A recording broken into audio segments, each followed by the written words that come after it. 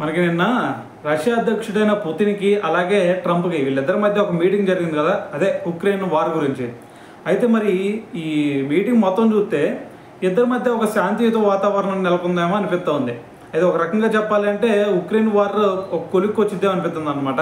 అయితే ఇదంతా పక్కన పెడితే ఈ మీటింగ్ ఏదైతే ఉందో దీనివల్ల ఇండియాకి ఒక గుడ్ న్యూస్ వచ్చిందేమో అనిపిస్తుంది. ఎందుకంటే డొనాల్డ్ ట్రంప్ నిన్న ఒక రిపోర్టర్ ఒక క్వశ్చన్ అడిగాడు, మీరు ఇండియా మీద, చైనా మీద, అలాగే బ్రెజిల్ ఇలాగా ఏవైతే రష్యాకి ఫ్రెండ్లీగా ఉన్నాయో వాటన్నిటి మీద మీరు ఎక్కువ టారిఫ్లు వేశారు కదా, ఎందుకు ఉక్రెయిన్ మీద వాళ్ళు యుద్ధం చేస్తున్నారు వీళ్ళ వల్లే అని చెప్పి వాళ్ళ మీద టారిఫ్లు ఎక్కువ వేశారు.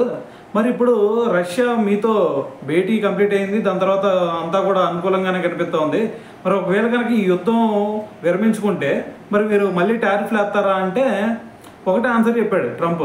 ఏమని, సో ఈ మీటింగ్ మొత్తం కంప్లీట్ అయిన తర్వాత నాకు ఒకటే అనిపిస్తుంది, ఇంకా వాళ్ళ మీద ద్వితీయ టారిఫ్లు ఏమీ అవసరం లేవేమో అనిపిస్తుంది. దాని తర్వాత ద్వితీయ ఆంక్షలు కూడా, ఎటువంటి ఆంక్షలు కూడా ఇంకా వాళ్ళ మీద పెట్టాల్సిన అవసరం లేదనిపిస్తుంది.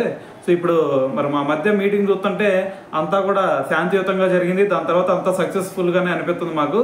సో కాకపోతే ఇంకా ఏదన్నా ఒక 2-3 వారాల తర్వాత ఏమన్నా సరే మరి ఆంక్షల గురించి ఆలోచించాల్సి వచ్చిద్దేమో, కానీ ప్రస్తుతానికైతే మరి వాళ్ళ మీద ఇంకా ఏ టారిఫ్ వేయాల్సిన అవసరం లేదని అయితే నాకు అనిపిస్తుందని చెప్పేసి మరి స్మూత్గా డీల్ చేశాడు అనమాట. సో మరి దీన్ని అంతా చూస్తుంటే మరి ఇంకా మన మీద టారిఫ్లు ఎత్తేసే ఛాన్స్ కూడా కనిపిస్తుంది. సో చూద్దాం ఏం జరిగిద్ది అనేది. మళ్ళీ పుతిన్ గారు ట్రంప్ని మరి రష్యా రావాలని చెప్పేసి కోరారు కదా, సో చూద్దాం అది కంప్లీట్ అయిన తర్వాత మరి దీని గురించి ఒక క్లారిటీ అయితే వచ్చింది.